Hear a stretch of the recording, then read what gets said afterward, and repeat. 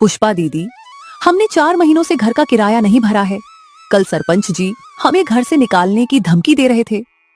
मैं पैसों के जुगाड़ में लगी हुई हूँ, पर क्या करूँ, गांव में कोई हमें उधार भी देना नहीं चाहता है। बड़ी बहन पुष्पा उदास होकर छोटी बहन रूपा को अपनी हालत बताती है। इतने में दूसरी बहन कजरी कहती है, हमारी किस्मत तो देखो, जो भी काम शुरू करते हैं चलने से पहले ठप हो जाता है। मुझे तो समझ नहीं आ रहा है, अगर ऐसे ही चलता रहा तो हम इतने सारे कर्ज कहाँ से भरेंगे। तीनों बहनें घर में बैठी अपना सुख दुख बांट ही रही थीं। इतने में उन्हें एक आवाज सुनाई देती है। बाहर निकलो तीनों की तीनों। आवाज सुनते ही तीनों घर के बाहर निकलती है। सरपंच को अपने सामने गुस्से में खड़ा देख पुष्पा पूछती है, क्या बात है सरपंच जी, इतनी सुबह सुबह हमारे घर कैसे आना हुआ। सरपंच गुस्से में बोलता है, बहुत हो गया, अब तुम तीनों इस घर से जल्द निकल जाओ। पर क्यों सरपंच जी, आखिर हमने किया क्या है। तुम तीनों महारानियों ने पिछले 4 महीनों से किराया नहीं भरा है। अब मैं तुम्हें और मोहलत नहीं दे सकता। ऐसा न कीजिए सरपंच जी, हम पर दया कीजिए, हम कहाँ जाएंगे, क्या करेंगे। ये सब तुम्हें पहले सोचना चाहिए था। मुझे और कुछ नहीं सुनना है, निकल जाओ मेरे घर से। सरपंच बड़ी निर्दयता से तीनों बहनों को घर से निकाल देता है। तीनों बहनें दर दर भटकने लगती हैं। आज हमें घर से निकले पूरे 3 दिन हो चुके हैं। हम और कब तक यूं ही भटकते रहेंगे। हिम्मत मत हार रूपा, हमें कहीं न कहीं रहने का आसरा मिल ही जाएगा। मुझे नहीं लगता कि सरपंच जी ने हमें सिर्फ पैसों के लिए निकाला है, जरूर बात कुछ और है। भला आपको ऐसा क्यों लग रहा है दीदी। वो इसलिए क्योंकि जब हम घर से निकल रहे थे तब उसके चेहरे पे एक अलग ही मुस्कान थी। ऐसा लग रहा था जैसे हम उस दिन उसे पैसे दे भी देती, उसके बावजूद भी वो हमें घर से निकाल ही देता। आखिर ऐसी क्या बात होगी जिस कारण सरपंच इस हद तक गिर गया कि 3 बेसहारा लड़कियों को बिना कुछ सोचे बेघर कर दिया। तीनों बहनें सरपंच के असल इरादे का सोच सोच कर परेशान हो रही थीं। तभी अचानक मौसम बिगड़ना शुरू हो जाता है। आसमान में काले बादल छा गए, तेज बिजलियां कड़कने लगीं। लगता है बारिश होने वाली है, हमें जल्दी सर छुपाने की जगह ढूंढनी होगी। इतना बोलकर तीनों तूफान से बचने के लिए जंगल की ओर भागती है। कुछ दूर चलते ही उन्हें नदी किनारे थोड़ी सी खाली जगह दिखती है, जिसे देखकर पुष्पा बोलती है, कजरी, रूपा, ये देखो, यहाँ इतनी बड़ी खाली जगह है, हम यहाँ अपने रहने के लिए एक झोपड़ी बना सकते हैं। हाँ पुष्पा, तुम सही कह रही हो, इससे पहले बारिश शुरू हो जाए हमें जल्दी से झोपड़ी बना लेनी चाहिए। इसके बाद वे तीनों बहनें बिना एक पल की देरी किए जंगल की लकड़ियों, पत्तों और नदी किनारे की पक्की मिट्टी से एक छोटी सी झोपड़ी बना लेती है। दीदी, भले ही ये झोपड़ी गांव के घर जितनी बड़ी नहीं है, पर यहाँ एक अलग ही सुकून है। न तो यहाँ हमें किराया भरने की चिंता है और न ही घर खोने का डर। सच में पहली बार हम किराए के नहीं बल्कि अपने खुद के घर में रह रही है। तीनों अपने नए घर में रहकर बहुत खुश हो रही थीं। रात हुई, तीनों जंगल की जंगली सब्जियां और फल खाकर सो गईं। आधी रात होते ही तूफान और बारिश का ऐसा कहर बरसा कि उनके घर की छत से पानी की बूंदें टपकने लगीं, जिस कारण कजरी उठ गई। हे प्रभु, अब ये क्या नई मुसीबत है। इतना बोलते ही कजरी ने परेशान होकर पुष्पा और रूपा को जगाया। तुम दोनों जल्दी उठो, देखो छत टपक रही है, ऐसा ही रहा तो घर के अंदर पानी भर जाएगा। ये सुनते ही दोनों फौरन नींद से जगी और बारिश से बचने का उपाय सोचने लगी। दीदी, मेरे पास एक उपाय है, क्यों ना हम छत के ऊपर भी मिट्टी का काम कर दें। मिट्टी की मोटी परत होगी तो छत टपकने का कोई डर ही नहीं रहेगा। उपाय अच्छा है, अभी बारिश हो रही है, आज हमें ऐसे ही गुजारा करना होगा। सुबह बारिश बंद होते ही हम घर की मरम्मत का काम शुरू कर देंगे। इतना बोलकर तीनों सुबह होने का इंतजार करने लगती है। छत टपकने के कारण वे सो नहीं पाती, इसलिए कोने में बैठी बैठी पूरी रात बिना सोए गुजार देती है। सुबह होती है, बारिश के रुकते ही वे तीनों छत की मरम्मत में लग जाती है। तुम दोनों यहीं रुको, मैं मिट्टी लेकर आती हूँ। थोड़ी देर बाद पुष्पा मिट्टी लेकर आती है और फिर तीनों बहनें छत ठीक करने लगती हैं। अब उनका घर पहले से और भी मजबूत बन गया था। ऐसे ही दिन बीतते चले जाते हैं। अब तो गांव में हर रोज बारिश होनी शुरू हो गई थी, लेकिन तीनों बहनों के घर पर बारिश का कोई असर नहीं पड़ता था। एक दिन बारिश के छुटते ही पुष्पा और कजरी सरपंच के घर जाती है। क्या हुआ? तुम दोनों बहनें यहाँ क्या कर रही हो? घर लेने की उम्मीद ना पालना फिर से। सरपंच जी, हमें घर वापस नहीं चाहिए। हम तो बस आपसे एक मदद की उम्मीद करने आए हैं। कैसी मदद? हो सके तो आप हमें कोई काम दिलवा दीजिए। जो भी मुनाफा होगा उसमें से हम आपको भी कुछ हिस्सा दे देंगी। लगता है गरीबी में तुम दोनों बहनों की मत ही मारी गई है। तुमने ऐसा सोचा भी कैसे कि मैं तुम्हारी मदद करूंगा? आप तो गांव के सरपंच हैं, आपको तो गांव में हर किसी की मदद करनी चाहिए। ये आपका फर्ज है सरपंच जी। अब तुम दोनों मुझे मेरा फर्ज सिखाओगी। मेरे इतने बुरे दिन नहीं आए कि मैं तुम अनाथ बहनों से सलाह लूं। सरपंच उनकी खूब बेइज्जती करता है, मानो जैसे वो बरसों पुरानी कोई दुश्मनी अपने गुस्से के जरिए उन पे निकाल रहा हो। कजरी और पुष्पा उसके ऐसे बर्ताव से परेशान हो चुकी थीं। आखिर आप हमसे इतनी नफरत क्यों करते हैं? हमने आपका बिगड़ा ही क्या है? मैं तुम्हें जवाब देना जरूरी नहीं समझता। अब जाओ यहाँ से, मेरा दिमाग ना खराब करो। इसके बाद दोनों मायूस होकर सरमपच के घर से निकल जाती है। दोनों के अंदर घर जाकर रूपा को सब सच बताने की हिम्मत नहीं रहती है, इसलिए दोनों वहीं रास्ते में रुककर परेशानी का हल सोचने लगती है। कजरी, अब हम क्या करेंगे? काम नहीं मिलेगा तो अपना पेट कैसे पालेंगे? कब तक हम जंगली सब्जियां और फल खाकर गुजारा करेंगे? ऐसे तो हमारी सेहत बिगड़ जाएगी। मुझे तो रूपा की फिक्र हो रही है। हमारी छोटी बहन है, हमें उसे खुश रखना चाहिए, पर किस्मत के हाथों मजबूर उसे भी हमारे साथ दुख झेलने पड़ रहे हैं। दोनों बहनें एक दूसरे से अपना दुख बांट रही थीं। तभी अचानक वहाँ गांव की कुछ औरतें आती हैं। ये दोनों मनहूस यहाँ क्या कर रही है? इन्हें तो सरपंच ने घर से निकाल दिया था ना। अपने बारे में ऐसी बातें सुनकर कजरी को बहुत गुस्सा आता है और वो उस औरत को सुनाने लगती है। तुम हमें ऐसे कैसे बोल सकती हो? क्या हमने तुम्हारा उधार खाया है जो तुम्हारी बातें सुने? जेब में 1 रुपया तो है नहीं, पर अकड़ तो देखो। जुबान कैंची की तरह चलाने से कुछ नहीं होता। तुम तीनों बहनें हो ही मनहूस। सही कह रही हो बहन, मुझे तो इन तीनों बहनों से नफरत है। इनके माता पिता ने जो गांव वालों के साथ किया था वो कोई भी अब तक भूल नहीं पाया है। कहना क्या चाहती हो? मेरे माता पिता ने ऐसा क्या किया था गांव वालों के साथ?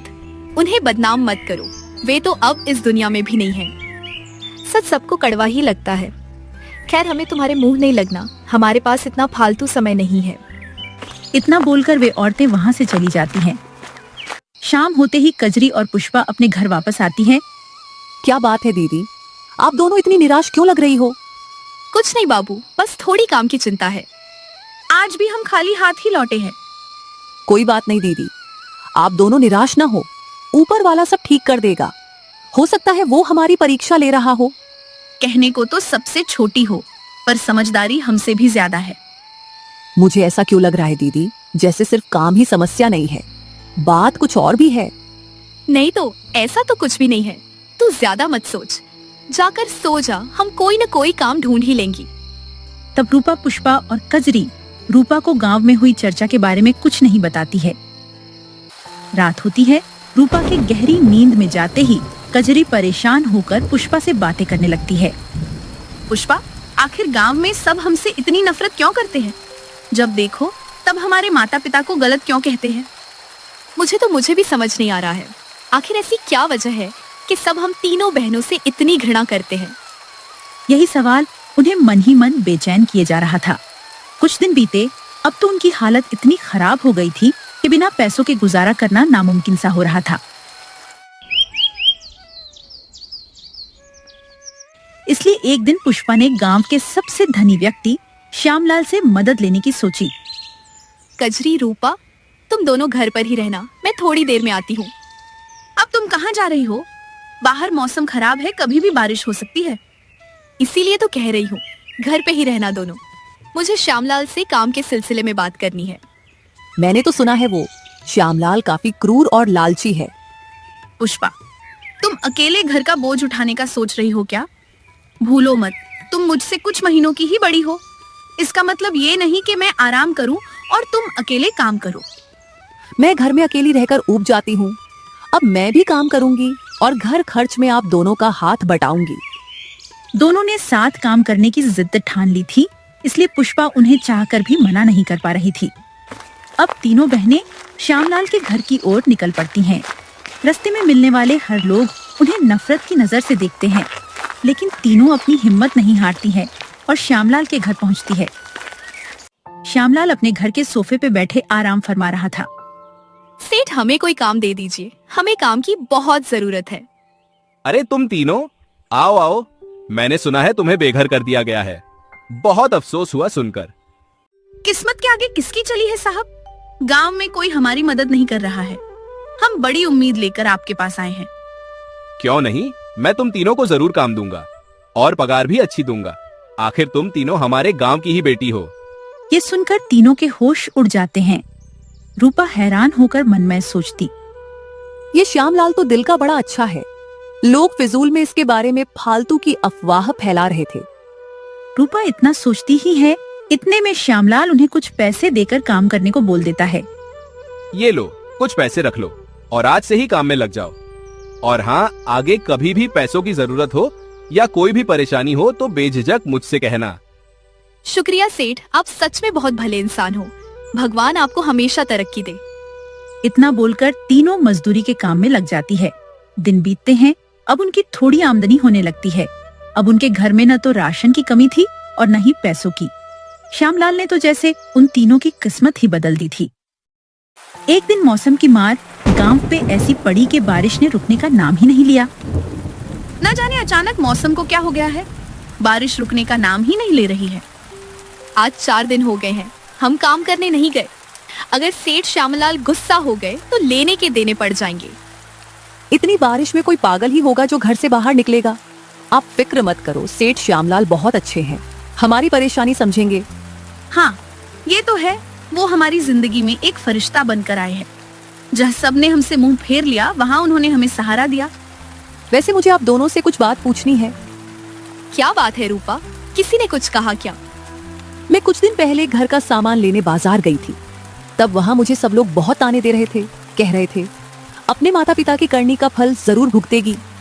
तू उनकी बात पे ज्यादा ध्यान मत दे, वे सब हमारी तरक्की से जल रहे हैं। और नहीं तो क्या, जब हम दर दर की ठोकरें खा रहे थी तब तो कोई मदद करने के लिए आगे नहीं बढ़ा। अब हम उनकी बात क्यों सुने भला?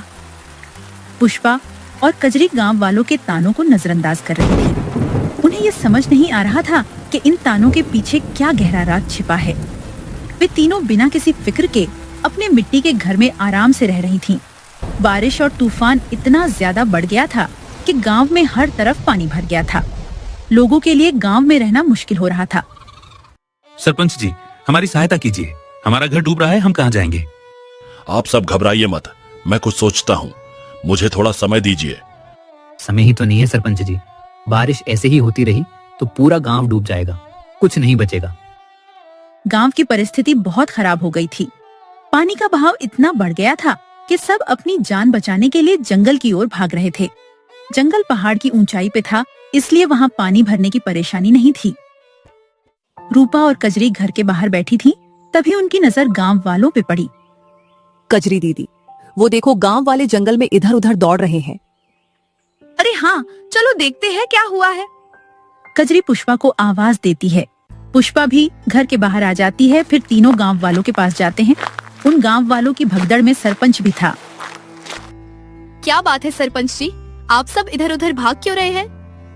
हम सब अपनी जान बचा रहे हैं, हमारा घर डूब चुका है, हम बेसहारा हो गए हैं। जो जैसा करता है उसके साथ वैसा ही होता है। एक समय आपने हमें बेघर किया था, आज भगवान ने आपको कर दिया। कजरी, ये कोई समय है क्या लड़ाई करने का?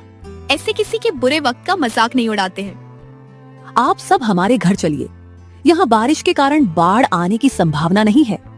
इतना बोलकर तीनों बहनें सभी गांव वाले को अपने घर लेकर चली जाती हैं।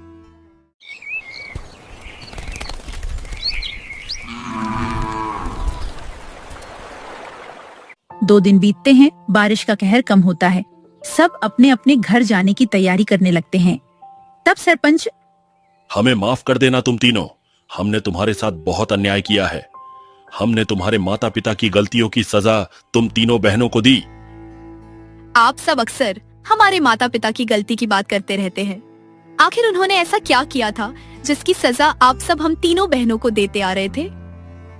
सरपंच जी, आज आपको सच बताना ही होगा। आखिरकार सरपंच अपनी चुप्पी तोड़ता है और उन्हें सालों पुराना राज बताता है। तुम्हारे माता पिता ने सालों पहले मंदिर के गहनों की चोरी की थी। ये सुनते ही तीनों के पैरों तले जमीन खिसक जाती है। नहीं, ये मुमकिन नहीं। भले ही हमारे माता पिता हमारे साथ ज्यादा समय तक नहीं रहे हों, पर फिर भी हम ये यकीन से कह सकते हैं कि वो ऐसे बिल्कुल नहीं थे। हाँ, मैं 9 साल की थी जब मेरे माता पिता गुजरे थे। उनके गुजरने से पहले वो मुझे हमेशा सच्चाई और धर्म के मार्ग पर चलना सिखाते थे। अब आप ही बताइए, जो अपनी बच्चियों को इतने अच्छे संस्कार दे, वो भला चोरी जैसा गलत काम कैसे कर सकते हैं? तीनों जिद पे अड़ गई थी कि वे अपने माता पिता के माथे पे लगा ये कलंक मिटाकर रहेगी। वे तीनों सरपंच के ऊपर भड़कने लगी थीं। तभी अचानक एक बूढ़े बाबा की आवाज आती है। वे दोनों सच्चे थे। ये सुनते ही सबकी नजर उनके ऊपर जाती है। आप कौन है बाबा? मुझे नहीं पहचाना सरपंच? मैं उस मंदिर का पुजारी हूँ। तुम्हें कहाँ से याद होगा? उस वक्त तो तेरा पिता गांव का सरपंच था। चलो सब मेरे साथ, आज सारे रहस्यों से पर्दा उठेगा। इतना बोलकर बूढ़े बाबा सबको श्यामलाल के घर के आंगन में लेकर जाते हैं। सरपंच, यहाँ खुदाई करवाओ। खुदाई शुरू होती है। मिट्टी के अंदर से मंदिर का खजाना निकलता है। ये खजाना यहाँ कैसे? क्योंकि श्यामलाल ही असली चोर है। वो तेरे पिता का खास मित्र था। उनसे चोरी करके तेरे माता पिता को फंसा दिया। अगर आपको सच पता था तो आपने अब तक किसी को कुछ बताया क्यों नहीं था?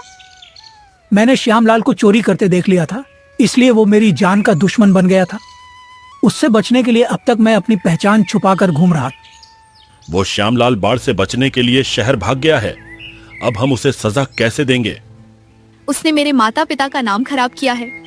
इतने सालों तक उसकी वजह से आप सबने हमें इतने ताने मारे। मेरे माता पिता को कोसते रहे।